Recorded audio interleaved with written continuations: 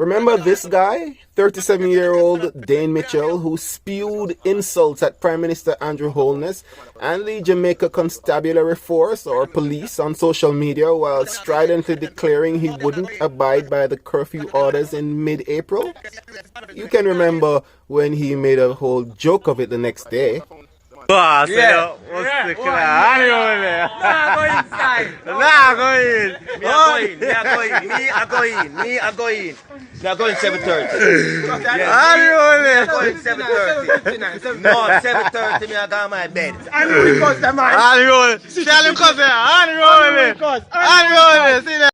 Well, many Jamaicans had been calling for some form of punishment since the incident, and it has seemingly come in the form of a $60,000 fine or 90 days in prison for breaches of the Disaster Risk Management Act.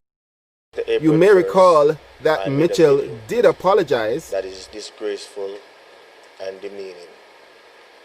I want to apologize sincerely to the Prime Minister, Honorable Andrew Holness, to Jamaica and to the Jamaica Constabulary Force. My behavior was outright and disrespectful.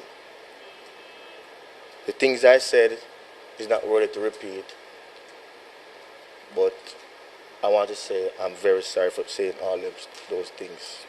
Now, Mitchell is a resident of Arnett Gardens. Does this punishment fit the crime? Please share your comments below.